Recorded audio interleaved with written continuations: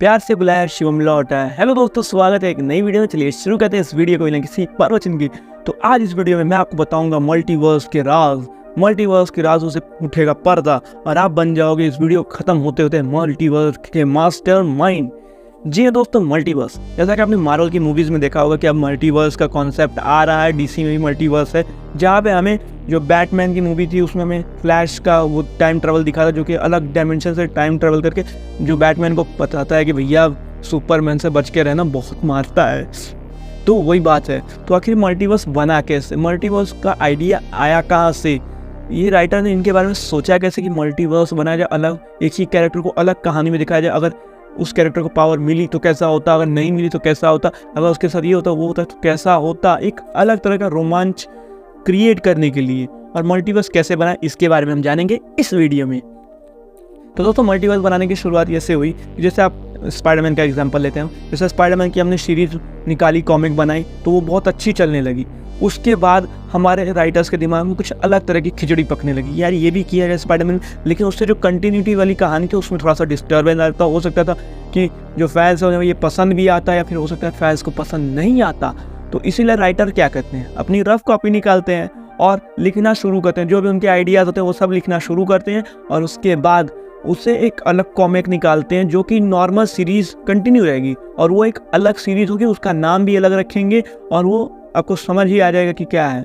तो उसी कॉमिक्स को जो वो अलग अलग कॉमिक्स लॉन्च करते थे, तो उन्हीं कॉमिक्स को बाद में मल्टीवर्स का नाम दे दिया गया कि यार थोड़ा और कॉन्सेप्ट, अगर वो हीरो जो कि मतलब जो उन्होंने रफ पे लिखा था और उस कैरेक्टर का कॉमिक बनाया, वो कॉमिक भी बहुत अच्छी चल गई, तो वो कैरेक्टर भी अब अपना चलने लगा, स्क्रीन प्ले में आ गया, उसका भी फेमस हो गया। और ये अपना जो नॉर्मल कैरेक्टर था, जो कि प्राइमरी कैरेक्टर था, वो तो चल ही रहा है। फिर जो ये दूसरा कैरेक्टर ये भी अच्छा चलने लगा। फिर उसके बाद अब राइटर इसके साथ भी कुछ बुरा नहीं कर सकते, मतलब कुछ अलग नहीं कर सकते, वहाँ बेकार हो जाएगा। तो फिर राइटर फिर निकालते हैं अपनी रफ कॉपी और उसी कैरेक्टर को लेकर दूसरी कहानी लिख देते हैं।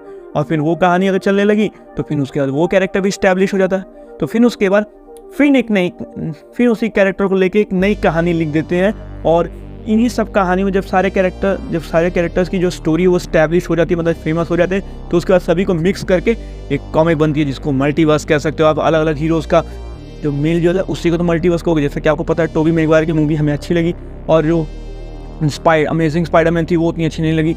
और उसके बाद जो नो वे होम थी, आप इनके नाम में देखो, पहले स्पाइडरमैन थी, उसके बाद अमेजिंग स्पाइडरमैन, उसके बाद नो वे होम।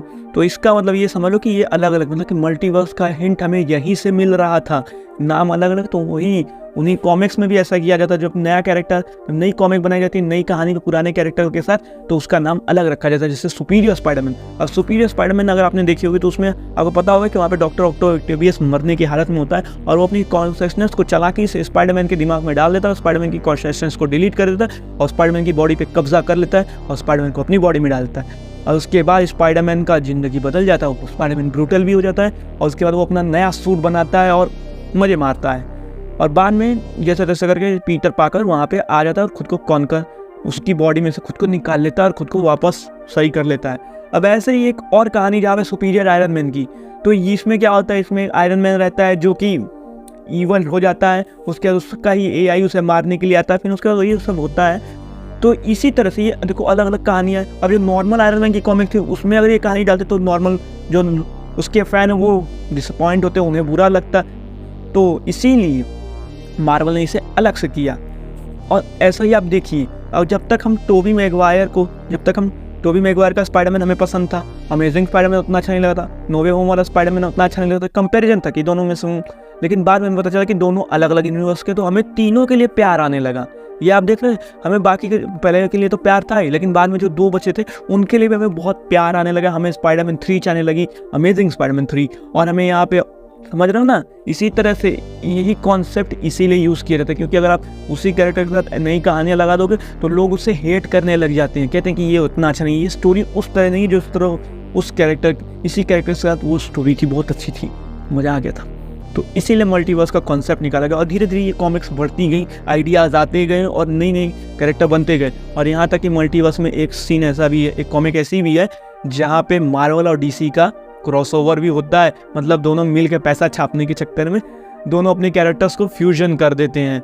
मतलब वुल्वरीन और बैटमैन मिल जाते हैं, आयरन मैन और समझो, अलग अलग लोग मिलते रहते हैं। कैप्टन अमेरिका सुपरमैन से मिल जाता है, सुपर बॉय स्पाइडरमैन से मिल जाता है, ऐसे ही कैरेक्टर्स का फ्यूजन कर दिया जाता है। वो कॉमिक भी अच्छी चली और उसे मल्टीवर्स का दिखा दिया गया ताकि जो नॉर्मल कॉमिक्स है उनकी सेल्स पे कोई फर्क ना पड़े। हाँ, अगर जो मल्टीवर्स वाली कॉमिक्स है उनकी सेल्स बढ़ जाती है तो फायदा ही है, लेकिन अगर नॉर्मल वाले की भी घट जाए तो नुकसान है ना। इसीलिए मल्टीवर्स का ऐसे यूज़ किया गया था और अब तो ये ट्रेंड बन गया क्योंकि अभी लोगों को और आकर्षित कर रहा है, इसलिए अब इसके ऊपर भी फिल्में आनी शुरू होने वाली हैं। तो आपको मल्टीवर्स की ये जानकारी कैसी लगी? अगर पसंद आई वीडियो तो लाइक कर दो, चैनल को तो सब्सक्राइब, और मैंने आपको बना दिया मल्टीवर्स का मास्टरमाइंड। तो मिलते हैं एक नई वीडियो में। जय हिंद, जय भारत।